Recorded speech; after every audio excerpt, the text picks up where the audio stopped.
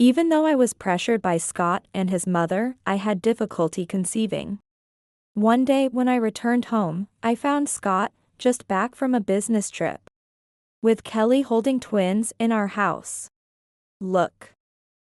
I gave birth to twins. Congratulations. I responded formally, and then Kelly made a shocking statement.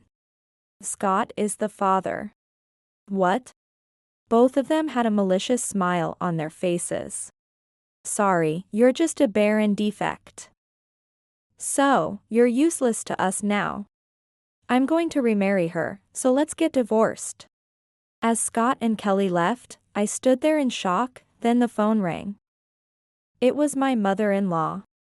I heard that divorced Kelly returned to her hometown, so I set her up with Scott. She got pregnant right away, truly a model daughter-in-law. She chuckled. Did you encourage them? Yes, I did. Even after the call ended, I held on to my phone, fuming. Scott, Kelly, and my mother-in-law.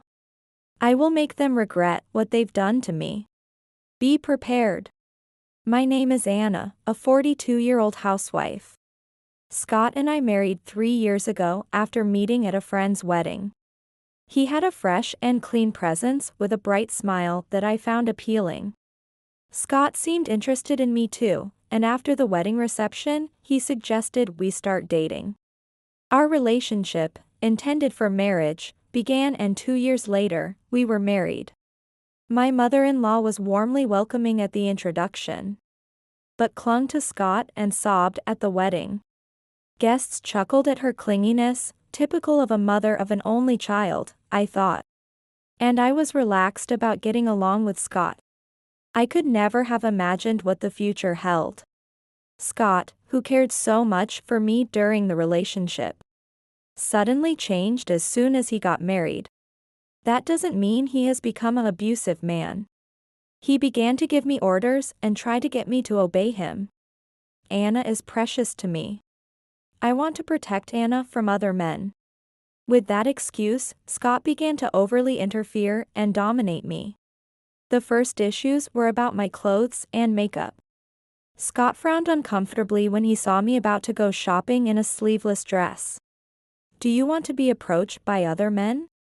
What? Confused by his question, Scott added.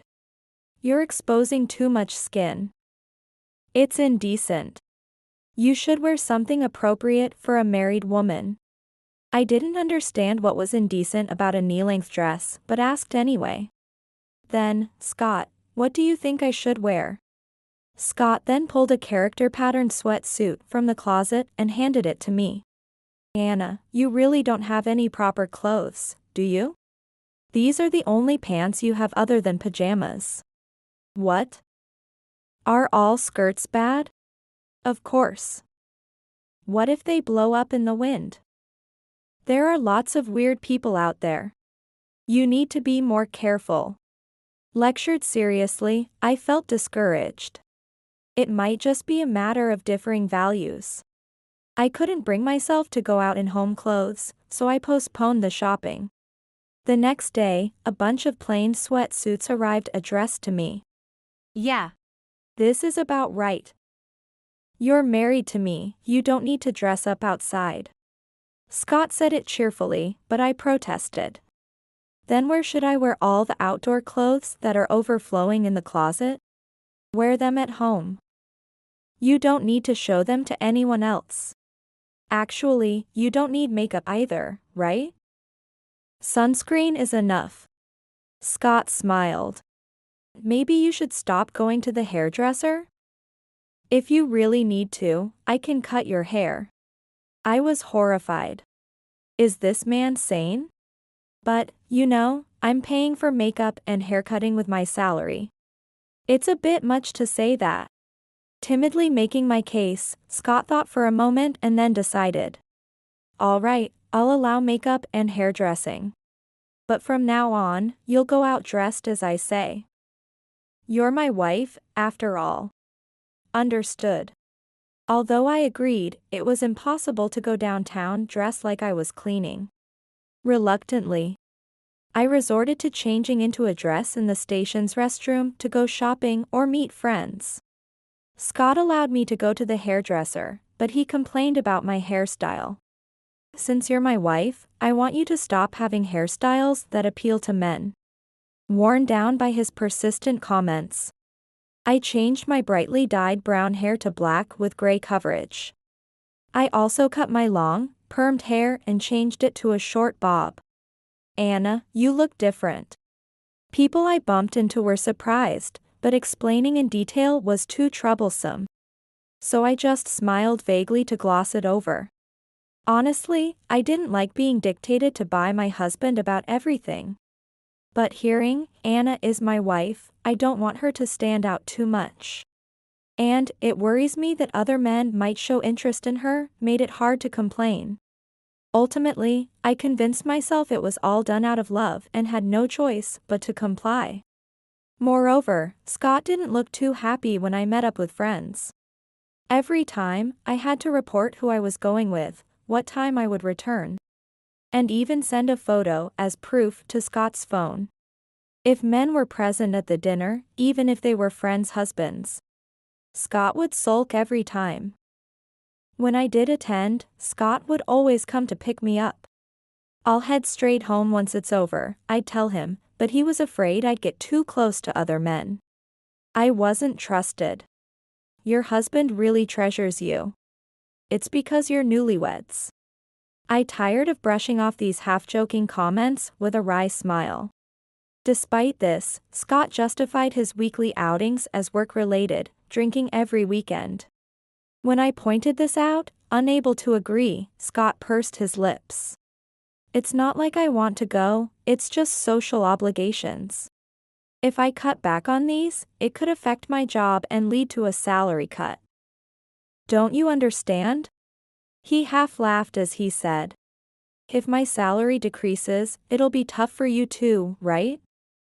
Since you earn less than I do. I was frustrated, but as it was true, I couldn't argue back. The members are my bosses and subordinates, so I can't take photos. But don't worry, I'm not doing anything shady. So asserted, I found myself unable to complain. Scott was rarely at home, claiming overtime on weekdays and social drinking on weekends. Yet he was eager for children. But it wasn't out of a love for children, it was for his mother, who wanted grandchildren. I want to let mom hold her grandchild while she's still healthy. A boy would be ideal, but a girl would be fine for starters. He casually dropped such presumptuous lines. Oh, it didn't work out this month either? I really want to fulfill mom's wish soon. I also want to have a child soon. Scott patted my shoulder as if to console me. Well, I'm counting on you then. I'm looking forward to it. His detached attitude was exasperating. Did he think I could make a baby on my own? As our second year of marriage approached without any sign of pregnancy, I began to suspect natural conception might be difficult. I had been monitoring my menstrual cycle and basal body temperature, and was careful with my diet. Hearing that being cold was bad for pregnancy, I took warm half baths for over 30 minutes. And warmed my body with ginger and herbal teas. I did everything I could. However, Scott seemed uninterested when I talked about such efforts and lived carefreely. Cut back on smoking and drinking, I'd repeatedly tell him. But he seemed to have no intention of complying. Furthermore, even after I suggested having intercourse 2 days before ovulation for better chances of pregnancy, he would schedule fishing trips or drinking sessions instead. I started to doubt his sincerity about wanting children. Meanwhile, it was clear that his mother was eager for grandchildren. My in-laws' house, where we frequently visited during holidays upon her invitations, was an hour's drive away. She seemed to prefer including me, although calling Scott alone would suffice. My father-in-law, retired but busy with golf and volunteering, was often absent, leaving me to socialize with my stay-at-home mother-in-law. Her hobby was gossiping about the neighbors. And she often dragged me into conversations about grandchildren. Pressuring, hurry up and have one. Listen, Anna. Mrs. Simpson keeps bragging about her third grandchild. Such a nasty character, right? Yeah. And Mrs. Holmes, she's got a second son now. Plus, her son lives with her. So considerate, don't you think? Yes. She wanted to live with us at my in-laws' house. But Scott had refused before we married due to the distance from his work, which displeased her. So, she seemed to say, at least give me a grandchild to satisfy me. This topic went on endlessly, and I wished Scott would deal with it. But whenever we visited, he would immediately go out with friends. Scott is always working hard, he wants to see his friends too. Of course, she defended Scott, but being left at my in-laws put a lot of stress on me.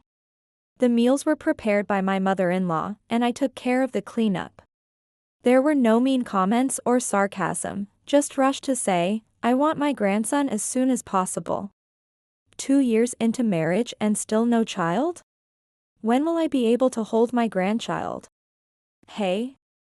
You're not doing this to spite me, are you? I finally snapped back sharply after being nagged repeatedly.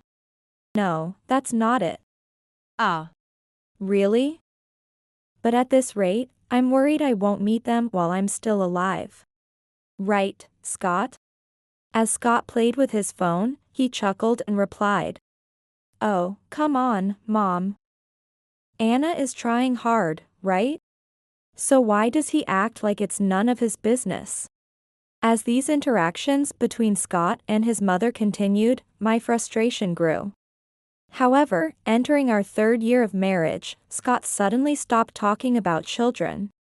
At the same time, his weekend work and business trips increased unexpectedly. Scott used to occasionally invite me for nights out on weekends. But suddenly, those invites stopped. Even when I tentatively suggested it, he curtly declined with, I'm busy, maybe next time. His mother acted similarly.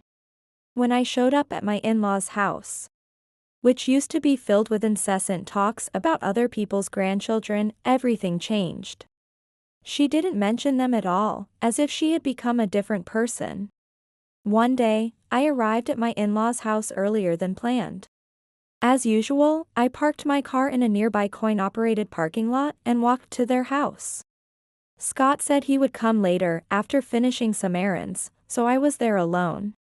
Then, I saw a woman in a relaxed dress talking amiably with my mother-in-law at the entrance.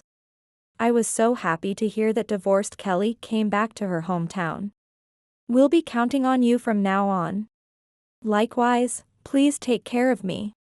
Our eyes met, and my mother-in-law's cheeks stiffened suddenly. Kelly, looking back at me with a curious glance, smiled meaningfully and greeted me. Nice to meet you. I'm Kelly Baker, living nearby. Hello. Kelly scrupulously looked me over from head to toe and smirked. Thank you for today, Kelly. We'll see you again soon. Despite seeming in the middle of their conversation, my mother-in-law hurriedly ended it and sent Kelly away.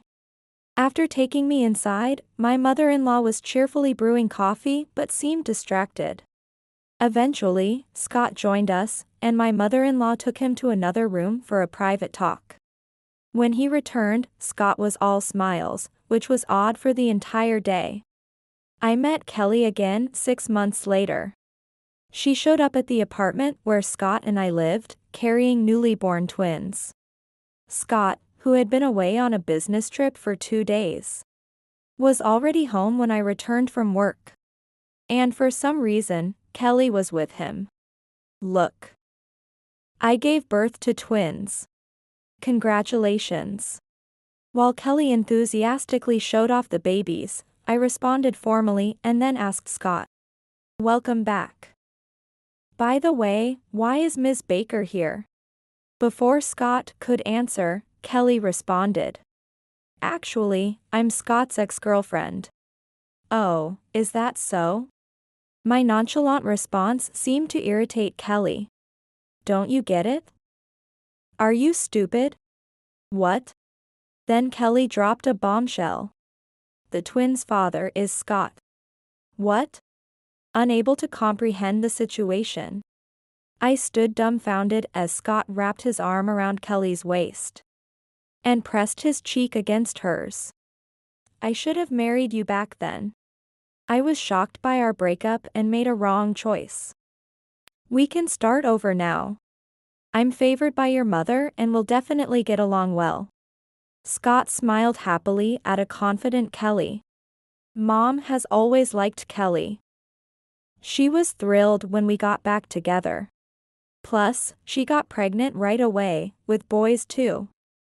Mom praised her, saying, "Well done." Right? Unlike someone. The two shared a cruel laugh and then looked at me with malicious grins. Sorry, you're just a barren defect. So, you're useless to us now. I'm tired of you always doing as I say. I'm going to remarry her, so let's divorce. Dumbfounded, I stood there as Scott told me. I'm kind enough to give you a week. Find a new place and move out by then. Here, sign this divorce paper and submit it to the city hall. Scott left the divorce papers on the dining table and left the house with Kelly. Their laughter echoed down the apartment corridor. Was I just discarded? The control Scott had over me wasn't love, it was merely his desire to dominate. As I gazed at the divorce papers and stood there dazed, my phone rang. It was my mother-in-law.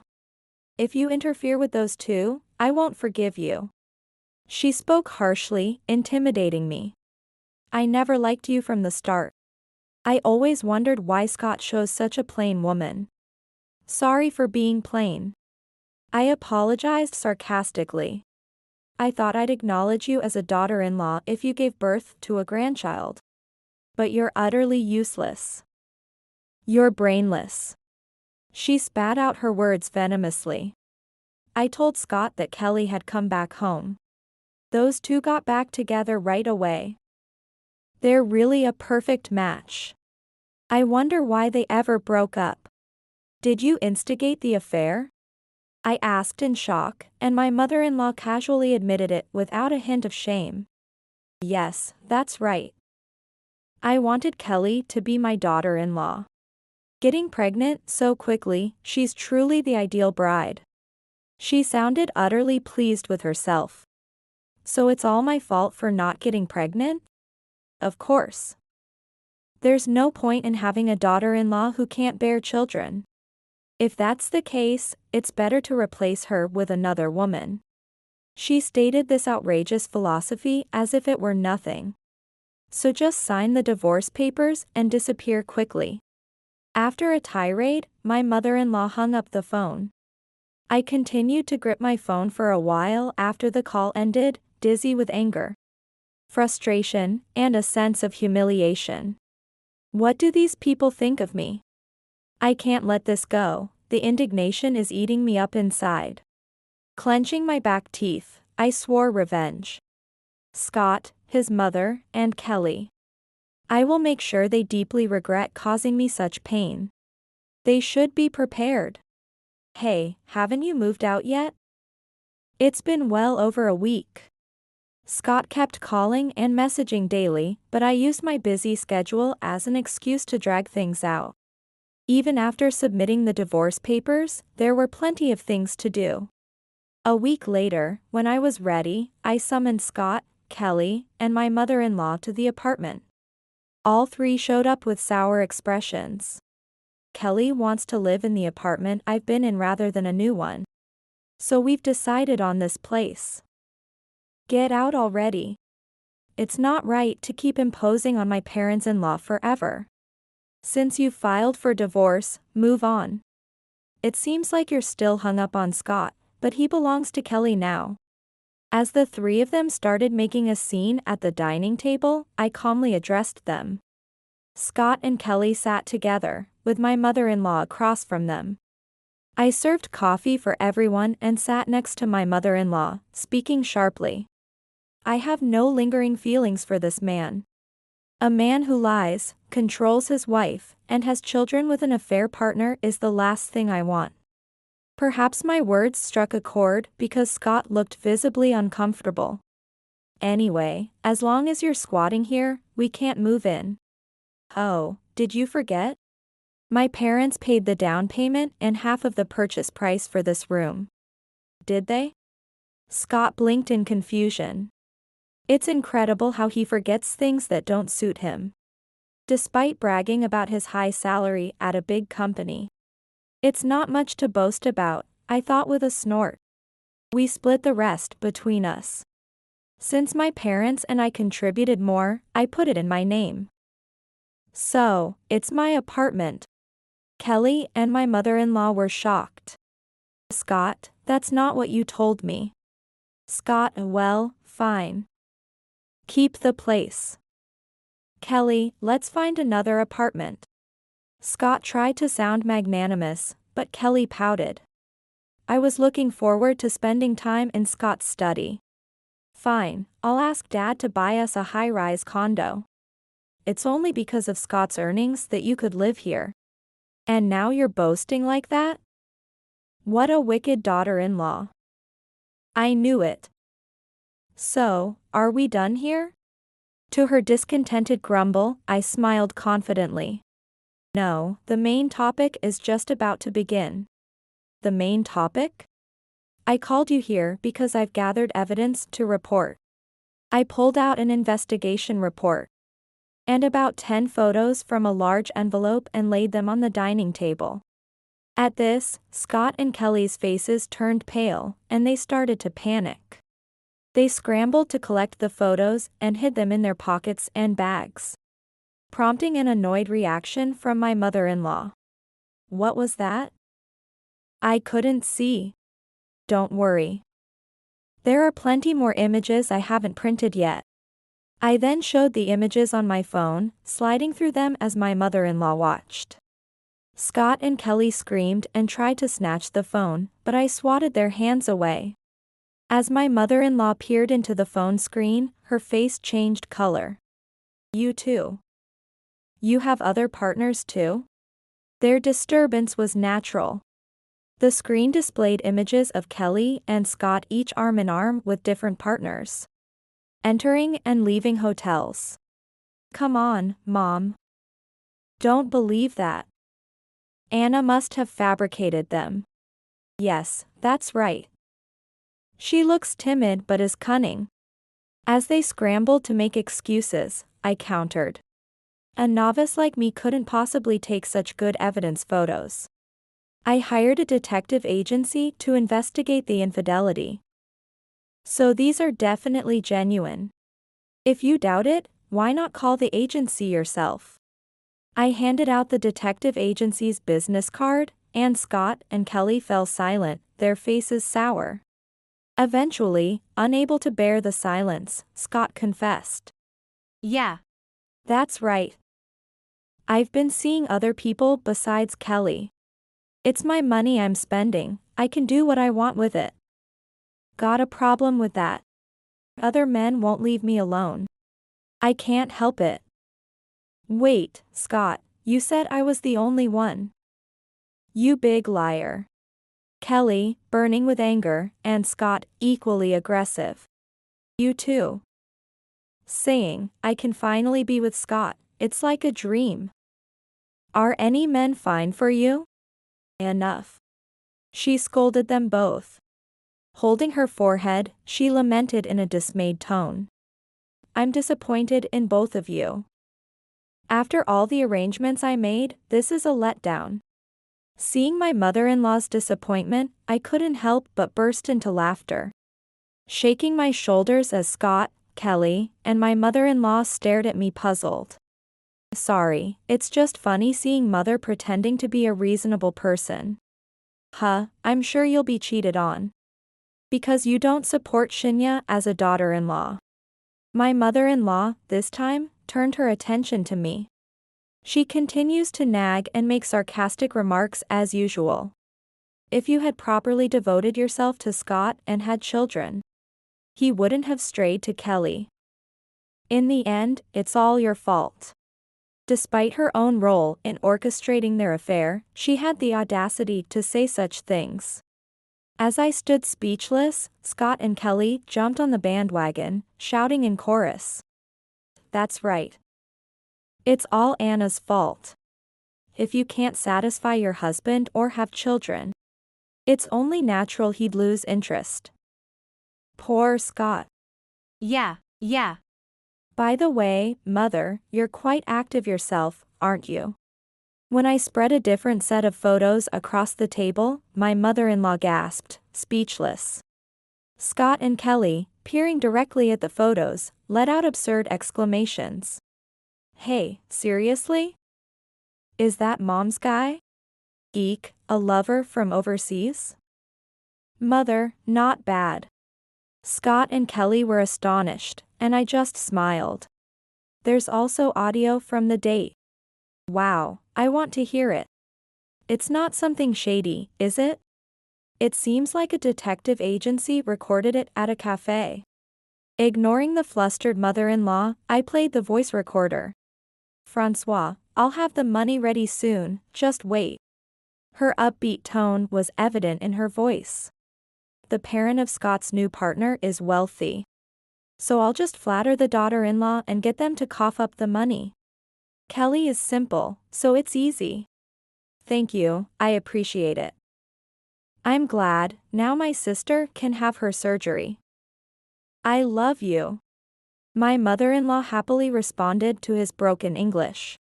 It's okay, about $30,000. I love you too. Scott and Kelly's eyes widened as they stared at my mother-in-law. Who is this Francois? Are you sure about his background? Don't make that face. It's fine. She laughed it off. He's an Italian working here. Met him on social media. He's poor and couldn't afford his sister's medical treatment for a rare disease, so I covered it. She spoke proudly, puffing out her chest. He said he prefers mature women with a nurturing spirit like me. I gave him $30,000 to start with, and he cried with joy. He's a good boy. Scott looked despairing as my mother-in-law seemed smitten. Where do I even begin? Francois is a French-sounding name. It must be all lies. Sounds like a scammer preying on women. Don't speak ill of Francois. Kelly, veins bulging in her temples, snapped back. So you were pushing us together just to give him money? Unbelievable, this old woman. Calm down, Kelly. Scott tried to soothe the infuriated Kelly. It's thanks to Mom that we got back together. I apologize, can't you forgive me? Scott. Scott patted a still discontent Kelly's head and smiled. I may have strayed to other women, but I still love you, Kelly. You also bore my children. Let's make up. Kelly softened at his words. You're right, I was wrong too. In the end, I love you the most, Scott. Let's keep getting along well. After gazing into each other's eyes for a moment, they both turned to face me. Are we done here? I need to go. We left the kids with the babysitter. We're busy taking care of the twins. You wouldn't understand, being dumped by Scott and all. I looked up at the wall clock. Just a moment longer. They should be arriving soon. Just as I spoke, the doorbell rang right on cue. I checked the intercom, saw the guests, and let them in. Scott, Kelly, and my mother-in-law looked puzzled at the two men who suddenly appeared. Dad? And who are you? Scott eyed the elderly man behind his father and asked. Forgotten already? He's the doctor I consulted for fertility testing, introduced by your father. Scott remembered, while Kelly showed panic. You were getting fertility tests? I didn't know about this. Didn't I mention it? Scott answered nonchalantly, while Kelly frowned. What brings you all the way here? Scott asked, puzzled, and I answered for the doctor. I went to speak to him directly, but you seemed too busy with Kelly and the twins. I explained the situation to your father and had him come here. Scott frowned at my explanation. The doctor met my gaze, I nodded, and he sighed softly before breaking the news. Actually, Scott, you have male infertility. There was a moment of icy silence, then Scott and his mother exclaimed in unison. What? Huh? While we all looked on, the doctor furrowed his brow and continued reluctantly. Anna has no issues. Scott, you have a very low sperm count. It's impossible for you to father children with such a condition. The doctor laid out the test results on the dining table, and Scott, Kelly, and my mother-in-law scrutinized them intently. Soon after, Scott and Kelly screamed. Me? No way, that's a lie. Give me a break. This is totally unexpected. They were completely panicked. Kelly, tearing at her hair and screaming in a shrill voice, exclaimed. I never thought you'd be infertile. Our plans are completely ruined now. What are we going to do? Plans? I got back with you because an employee at a major corporation had better prospects than a good-looking freelancer who claims to be a model. And now this? I've been deceived. In her agitated state, Kelly blurted out more than anyone asked for. Hearing this, Scott's expression turned demonic. Hey. I forgave your cheating, which caused our initial breakup. And now you've done the same thing again? I believed we could really start over this time. Scott clenched his fists, his voice low and growling with anger as he confronted Kelly. Huh? As if you have any right to blame me. You cheated with other women yourself. That was just for fun. It's completely different from what you did, you actually had kids. Amid such a low-level quarrel, my father-in-law, and the doctor were dumbfounded. We had no intention of intervening and silently watched the unfolding drama. I cut off the other guys and chose you to be the father. You should be thanking me instead of complaining. So, it wasn't my fault we couldn't have children, it was Scott who was infertile. Kelly, the defective barren one isn't me, it's Scott. I jumped into the conversation as Scott and Kelly looked at me resentfully. Undeterred, I quoted what Kelly and my mother-in-law had previously said to me. Remember what you told me, mother? A wife who can't have children is worthless. So, a husband who can't father children must be worthless too, right? I smiled triumphantly at my mother-in-law, who bit her lip in frustration and glared back. Expecting more harsh words from her, instead, my mother-in-law turned to Scott and Kelly, unleashing a thunderous scolding. I believed they were Scott's children. Unforgivable. This hussy. And Scott, you fell for such a wicked woman. Get a divorce right now. I don't need you to tell me that. I'm getting a divorce anyway. And don't you dare order me around when you've been cheating yourself, you old hag. Amid the ensuing chaos, my father-in-law sighed deeply. He walked over to me and apologized. I'm sorry my wife and son have caused such trouble. When I hired someone to investigate, it turned out she was cheating with a man who was involved with other women too. It took time to gather the evidence. Looking exhausted, he addressed Scott, my mother-in-law, and Kelly. Let's go home. We'll discuss the rest there. He calmed the nearly brawling trio with the help of the doctor and ushered them into the car, heading back to their family home. The day after I filed for divorce, Scott and Kelly, who had just remarried, ended up facing another divorce within a week.